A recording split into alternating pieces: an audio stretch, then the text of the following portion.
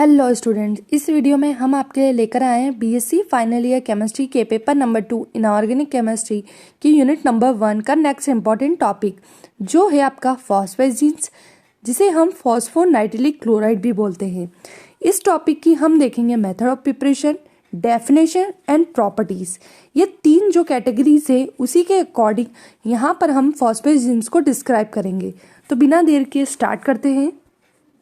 सबसे पहले हम देखते हैं फॉस्फेजिन्स की definition. Phosphazenes are also called phosphonitrilic compound.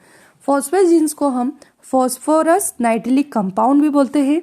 फॉस्फोनाइट्रिलिक compound formed by the formation of 1 sigma and 1 pi bond between phosphorus and nitrogen atom. Phosphonitrilic compound जो होता है वो फॉस्फोरस और नाइट्रोजन के बीच में एक सिग्मा और एक पाई बॉन्डिंग के द्वारा बनता है। यानी फॉस्फोनाइट्रिलिक कंपाउंड के अंदर फॉस्फोरस और नाइट्रोजन के बीच में एक सिग्मा और एक पाई बॉन्ड पाया जाता है। इसका जो जनरल फॉर्मूला होता है वो होता है NpX2n। ये है हमारा फॉस्फोनाइट्रिलिक का जनरल फॉर्मूला। यहाँ पर जो X है वो हो सकता है आपका fluorine, chlorine, bromine, CH3 etcetera. यानी X की वैल्यू आपकी चेंज भी हो सकती है।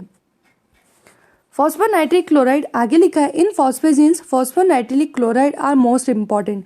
फॉस्फेजिन्स के अंदर फॉस्फोनाइट्रिलिक क्लोराइड कंपाउंड सबसे इंपॉर्टेंट कंपाउंड होता है। These are also called inorganic rubber. इसे हम इनऑर्गेनिक रबर्स भी बोलते हैं। इसका जो जनरल फॉर्मूला होता है वो मैंने आपको आगे बता दिया है, डबल से लिखा है NpCl2n। उसके बाद हम देखते हैं मेथड ऑफ प्रिपरेशन, यानी फॉस्फोनाइट्रिक क्लोराइड को बनाया कैसे जाता है। तो यहाँ पर हम कुछ मेथड्स देखते हैं। Important method for the preparation of phosphonitric chloride. First है phosphorus pentachloride react with ammonia. यहाँ पर हम दो चीज़ें लेंगे। पहले लेंगे फॉस्फोरस पेंटाक्लोराइड जिसका फॉर्मूला होता है PCl5। उसकी रिएक्शन कराएंगे हम अमोनिया के साथ। इन दोनों को मिलाकर हम बनाएंगे फॉस्फोनाइट्रिलिक क्लोराइड। जब ये दोनों रिएक्ट करेंगे तो यहाँ पर हम लिखेंगे NpCl2 3 क्यों लिखा है, क्योंकि यहाँ पर याद रखना फॉस्फोरस पेंटाक्लोराइड आपने कितना लिया 3 मॉलिक्यूल, अमोनिया भी यहाँ लिया आपने 3 मॉलिक्यूल।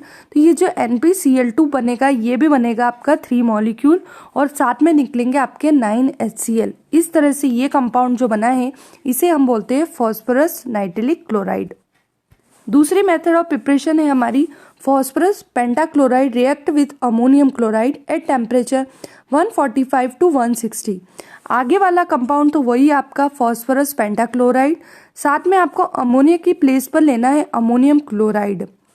टेम्परेचर रखना है आपको 145 से 160 डिग्री सेल्सियस। इन दोनों के आप लेंगे n नंबर ऑफ मॉलिक्यूल्स। क्या बनेगा आपका NpCl2 बनेगा, क्योंकि फॉस्फोरस नाइट्रिलिक क्लोराइड का फॉर्मूला NpCl2 होता है। यहाँ पर हमारे पास N थे, यहाँ पर भी N थे, तो ये जो बनेगा यहाँ पर भी आपको N लिखना है और NHCl आपको बाहर करना है।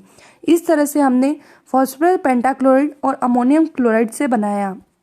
अब हम देखेंगे प्रॉपर्टीज ऑफ फॉस्फोनाइट्रिलिक क्लोराइड। यहाँ पर हम फिजिकल प्रॉपर्टी देखेंगे फॉस्फोनाइट्रिक क्लोराइड की।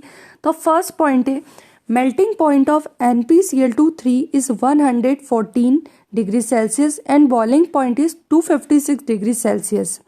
यहाँ पर हम NpCl2 थ्राइस वाले की बात कर रहे हैं। ये भी हमारा फॉस्फोनाइट्रिक क्लोराइड ही होता है।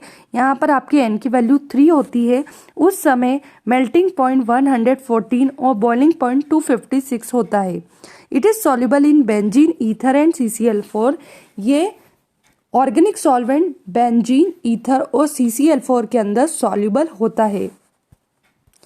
सेकेंड पॉइंट है melting point of NpCl2 is 123.5 degree Celsius and boiling point is 328.5 degree Celsius.